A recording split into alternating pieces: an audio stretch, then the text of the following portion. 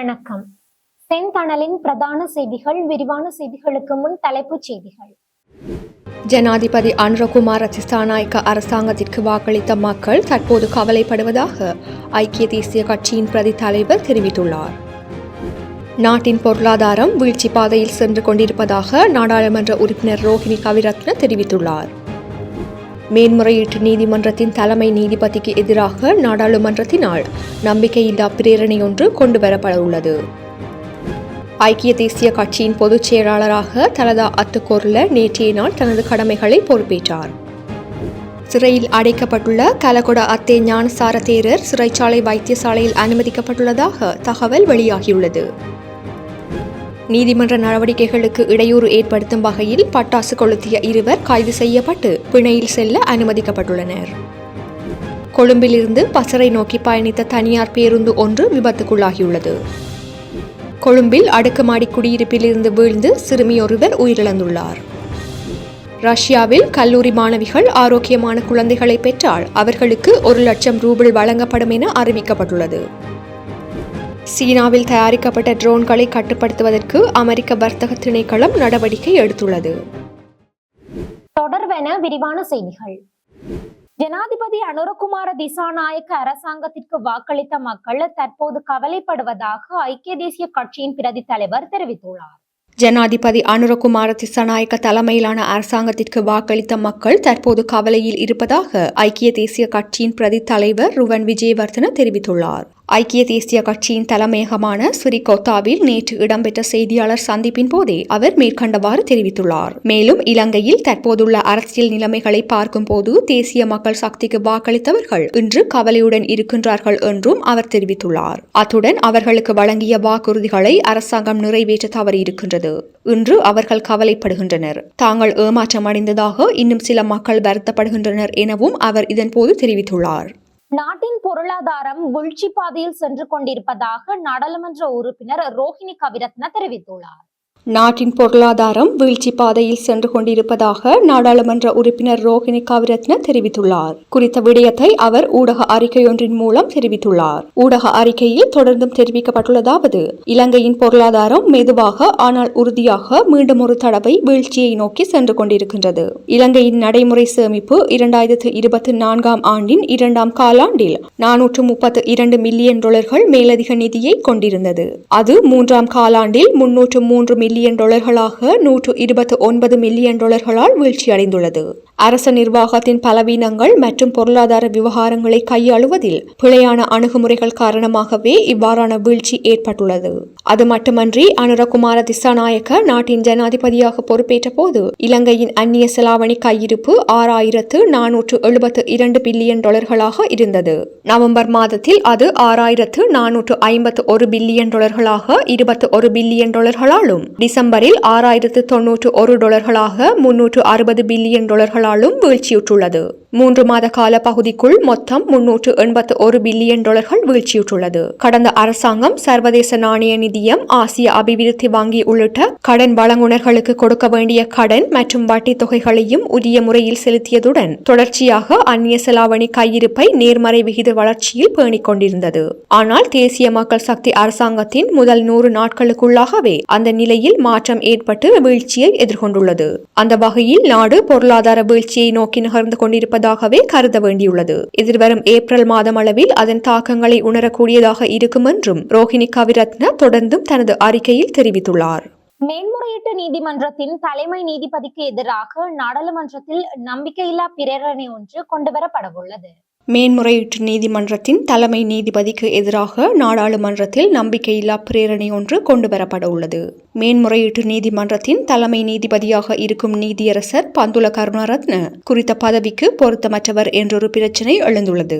முன்னாள் அமைச்சர் ரொஷான் ரணசிங்க ஸ்ரீலங்கா கிரிக்கெட் சபை நிர்வாகத்தை கலைத்தது, இடைக்கால நிர்வாகம் ஒன்றை நியமித்தமை தொடர்பான வழக்கில் நீதியரசர் பந்துல கருணாரத்னவின் செயற்பாடு விமர்சனத்திற்கு உட்பட்டிருந்தது. குறித்த இடைக்கால நிர்வாக சபைக்கு எதிராக ஷம்மிஸ் சில்வா முன்வைத்த கோரிக்கையை ஏற்று பந்துல கருணாரத்ன உடனடியாக இடைக்கால தடை உத்தரவை பிறப்பித்திருந்தார். மேலும் குறித்த வழக்கில் தனக்கு விருப்பமான முறையில் நீதிபதிகளை நியமனம் செய்திருந்தார் என்றும் அவர் மீது குற்றம் சாட்டப்பட்டிருந்தது. அதன் காரணமாக கடந்த வருடம் மார்ச் மாதம் அளவில் நீதியரசர் பந்துல கருணாரத்னவை உச்ச நீதிமன்ற நீதியரசராக நியமனம் செய்ய ஜனாதிபதி ரணில் விக்ரமசிங்க பரிந்துரைத்த போது மேற்குறித்த வழக்கை காரணம் காட்டி அவரது நியமனத்தை அரசியலமைப்பு பேரவை நிராகரித்திருந்தது. இவ்வாறான நிலையில் நீதியரசர் பந்துல கருணாரத்னவை கௌரவமான முறையில் தனது பதவியில் இருந்து ராஜினாமா செய்யுமாறு அரசாங்கத்தினால் அறிவுறுத்தப்பட்டிருந்தது. எனினும் அவர் அதற்கு மறுப்பு தெரிவித்துள்ள நிலையில் அவருக்கு எதிராக நாடாளுமன்றத்தில் நம்பிக்கையில்லா பிரேரணை முன்வைக்க அரசாங்கம் தயாராகி வருவதாக அறிய கிடைத்துள்ளது. குறித்த நம்பிக்கையில்லா பிரேரணை தொடர்பான மனுவில் 118 நாடாளுமன்ற உறுப்பினர்கள் கைச்சாத்திட்டுள்ளதாகவும் தெரிவிக்கப்படுகின்றது.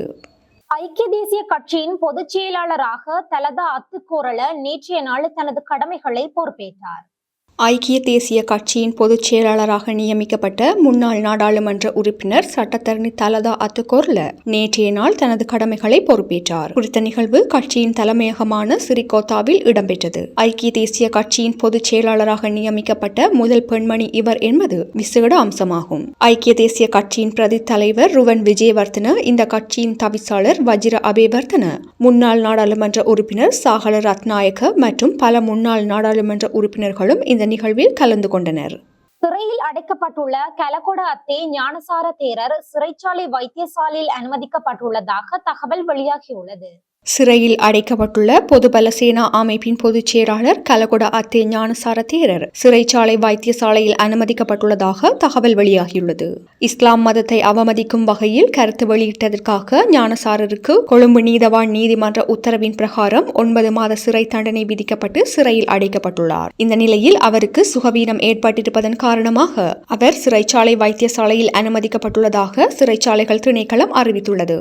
தற்போது சிறைச்சாலை வைத்தியசாலையில் கலகொட அத்தே ஞானசார தேரர் அனுமதிக்கப்பட்டு சிகிச்சை பெற்று வருவதாகவும் மேலும் தெரிவிக்கப்பட்டுள்ளது. நீதிமன்ற நடவடிக்கைகளுக்கு இடையூறு ஏற்படுத்தும் வகையில் பட்டாசு கொளுத்திய 2 கைது செய்யப்பட்டு பிணையில் செல்ல அனுமதிக்கப்பட்டுள்ளனர். யாழில் நீதிமன்ற நடவடிக்கைகளுக்கு இடையூறு ஏற்படுத்தும் வகையில் பட்டாசு கொளுத்திய 2 யாழ் பருத்தித்துறை ஸ்ரீலங்கா காவல்துறையினரால் கைது செய்யப்பட்டு காவல்துறை பிணையில் செல்ல அனுமதிக்கப்பட்டுள்ளனர். பருத்தித்துறை பகுதியில் நேற்றைய நாள் இடம்பெற்ற மரண சடங்கு ஒன்றின் போது பருத்தித்துறை துறைமுகத்திற்கு அருகாமையில் அதிக சத்தமாக பட்டாசுகள் வெடிக்கவிடப்பட்டுள்ளன. குறித்த சத்தம் காரணமாக பருத்தித்துறை நீதிமன்றத்தில் வழக்கு கொண்டு நடத்த முடியாமல் இருந்ததனால் நண்பகல் 11:50 மணிக்கு நீதிமன்ற நடவடிக்கைகள் ஒத்திவைக்கப்பட்டுள்ளன. இதனால் 25 நிமிடங்களின் பின்னர் நீதிமன்ற நடவடிக்கைகள் இடம்பெற்றுள்ளன. இதனைத் தொடர்ந்து நீதிமன்ற காவல்துறையினரால் பருத்தித்துறை காவல்துறை நிலையத்திற்கு தகவல் அனுப்பப்பட்டுள்ளது. விரைந்து செல்லப்பட்ட காவல்துறையினரால் பட்டாசு கொளுத்திய 2 கைது செய்யப்பட்டு காவல்துறை பிணையில் செல்ல அனுமதிக்கப்பட்டுள்ளனர். இது தொடர்பான வழக்கு எதிர்வரும் 15ஆம் நாள் பருத்தித்துறை நீதிமன்றத்தில் எடுத்துக் கொள்ளப்படும் போது 2 முன்னிலைப்படுத்தப்படுவார்கள் என தெரிவிக்கப்பட்டுள்ளது. கொழும்பிலிருந்து பசறை நோக்கி பயணித்த தனியார் பேருந்து ஒன்று விபத்துக்குள்ளாகியுள்ளது. கொழும்பிலிருந்து பசறை நோக்கி பயணித்த தனியார் பேருந்து ஒன்று பசறையில் உள்ள 10வது மைல்கல் பகுதியில் விபத்துக்குள்ளாகியுள்ளது. பேருந்து சாலையை விட்டு விலகி அதன் முன்பகுதி ஒரு பாறையுடன் மோதி சரிந்து நின்று விட்டதாக தெரிவிக்கப்படுகின்றது. விபத்தில் காயமடைந்த 13 பேர் பசறை மருத்துவமனையில் அனுமதிக்கப்பட்டுள்ளனர். பேருந்து சாரதிக்கு ஏற்பட்ட தூக்க கலக்கமே விபத்துக்கான காரணம் என முதற்கட்ட விசாரணையில் தெரிய வந்துள்ளது. இந்த விபத்து இன்று காலை 6:30 மணியளவில் நிகழ்ந்ததாகவும் விபத்து தொடர்பில் ஸ்ரீலங்கா காவல்துறையினர் விசாரணைகளை மேற்கொண்டு வருவதாக தெரிவிக்கப்படுகின்றது. கொழும்பில் அடுக்குமாடி குடியிருப்பிலிருந்து விழுந்து சிறுமி ஒருவர் உயிரிழந்துள்ளார். கொழும்பில் அடுக்குமாடி குடியிருப்பில் இருந்து வீழ்ந்து சிறுமி ஒருவர் உயிரிழந்துள்ளதாக ஸ்ரீலங்கா காவல்துறையினர் தெரிவித்துள்ளனர். பொரளையில் உள்ள 24 மாடிகள் கொண்ட அடுக்குமாடி குடியிருப்பின் 12வது மாடியில் இருந்து வீழ்ந்த நிலையில் சிறுமி உயிரிழந்துள்ளதாக ஸ்ரீலங்கா காவல்துறையினர் தெரிவித்துள்ளனர். இந்த அனர்த்தம் நேற்று இரவு ஏற்பட்ட நிலையில் சிறுமி கவலைக்கிடமான நிலையில் கொழும்பு தேசிய மருத்துவமனையில் அனுமதிக்கப்பட்ட பின்னர் உயிரிழந்துள்ளார். உயிரிழந்தவர் பொரளை சர்பன்டைன் வீதியை சேர்ந்த 16 அகவையுடையவர் என ஸ்ரீலங்கா காவல்துறையினர் குறிப்பிட்டுள்ளனர். உயிரிழந்த சிறுமி மன அழுத்தம் காரணமாக சிறிது காலமாக சிகிச்சை பெற்று வந்ததாக அவரது தாயார் தெரிவித்துள்ளார். எனினும் சிறுமி அந்த மாடியில் உள்ள பால்கனியில் இருந்து குதித்தாரா அல்லது தவறி விழுந்தாரா என்பது தொடர்பில் பொரளை ஸ்ரீலங்கா காவல்துறையினர் விசாரணைகளை மேற்கொண்டு வருகின்றனர். இனி சர்வதேச செய்திகள். ரஷ்யாவில் கல்லூரி மாணவிகள் ஆரோக்கியமான குழந்தைகளை பெற்றால் அவர்களுக்கு 1 லட்சம் ரூபாய் வழங்கப்படும் என அறிவிக்கப்பட்டுள்ளது. ரஷ்யாவில் கல்லூரி மாணவிகள் ஆரோக்கியமான குழந்தைகளை பெற்றால் 1,00,000 ரூபிள் வழங்கப்படும் என அறிவிக்கப்பட்டுள்ளது. சீனா, ஜப்பான் மற்றும் தென்கொரியா நாடுகளை தொடர்ந்து பிறப்பு விகிதத்தை அதிகரிக்க ரஷ்ய அரசும் ஊக்கத்தொகை வழங்கும் அறிவிப்பை வெளியிட்டுள்ளது. ரஷ்யாவில் உயிரிழப்பு விகிதத்தை விட பிறப்பு விகிதம் குறைவு. மக்கள் வேறு பகுதிகளுக்கு குடியேறுதல் போன்ற காரணங்களால் மக்கள் தொகை தொடர்ந்து குறைந்து வருகின்றது. ரஷ்யா உக்ரைன் இடையேயான போர் மக்கள் தொகை விகிதத்தை மேலும் கவலையடைய வைத்துள்ளது. ரஷ்யாவில் வரலாறு காணாத அளவுக்கு கடந்த ஆண்டு பிறப்பு விகிதம் குறைந்துள்ள நிலையில் 2024 முதல் பாதியில் வரும் 5,99,600 குழந்தைகள் மட்டுமே ரஷ்யாவில் பிறந்துள்ளன. 25 ஆண்டுகள் தரவுகளில் இதுவே மிக குறைந்த அளவு எனவும் இதனை நாட்டின் எதிர்கால பேரழிவு என்றும் ரஷ்ய அரசு குறிப்பிட்டுள்ளது. இந்த நிலையில் ரஷ்யாவில் ஆரோக்கியமான குழந்தையை பெற்றெடுக்கும் பொருட்டு பல்கலைக்கழக மாணவிகளுக்கு நிதியுதவி திட்டம் அறிவிக்கப்பட்டுள்ளது. இதன் அடிப்படையில் இத்தொகையை பெறுபவர்கள் 25 வயதுக்குட்பட்ட உள்ளூர் பல்கலைக்கழகம் அல்லது கல்லூரியில் முழுநேர மாணவர்களாகவும் கரேலியாவில் வசிப்பவர்களாகவும் இருக்க வேண்டும் என தெரிவிக்கப்பட்டுள்ளது. மேலும் அந்த பெண்களுக்கு 1,00,000 ரூபிள் ஊக்கத்தொகை கிடைக்கும் என தெரிவிக்கப்பட்டுள்ளமை குறிப்பிடத்தக்கது. சீனாவில் தயாரிக்கப்பட்ட ட்ரோன்களை கட்டுப்படுத்துவதற்கு அமெரிக்க வர்த்தக திணைக்களம் நடவடிக்கை எடுத்துள்ளது. பாதுகாப்பு காரணங்களின் அடிப்படையில் சீனாவில் தயாரிக்கப்பட்ட ட்ரோன்களை தடை செய்ய அல்லது கட்டுப்படுத்துவதற்கு அமெரிக்க வர்த்தக திணைக்களம் நடவடிக்கை எடுத்துள்ளது. அமெரிக்க பாராளுமன்ற தெரிவுக்குழு நடத்திய விசாரணைகளின் ஊடாக வெளிநாட்டு தயாரிப்பு ட்ரோன்களால், குறிப்பாக சீன உற்பத்தி ட்ரோன்களால் அமெரிக்க தேசிய பாதுகாப்புக்கு அச்சுறுத்தல் நிலவுவதாக முன்னெச்சரிக்கை விடுக்கப்பட்டுள்ளது. அதனை அடிப்படையாக கொண்டு சீன தயாரிப்பு ட்ரோன்களை தடை செய்வது அல்லது கட்டுப்படுத்துவதற்கான சாத்தியக்கூறுகள் குறித்து அமெரிக்க வர்த்தக திணைக்களம் கவனம் செலுத்தியுள்ளது. உளவு மற்றும் கண்காணிப்பு தகவல்களின் அடிப்படையில் அமெரிக்காவின் முக்கிய ராணுவ கட்டமைப்புகளுக்கு அருகில் சீன தயாரிப்பு ட்ரோன்கள் அதிகரித்து வருகின்றமை குறிப்பிடத்தக்கது. இத்துடன் செய்திகள் நிறைவடைகின்றன. வணக்கம்.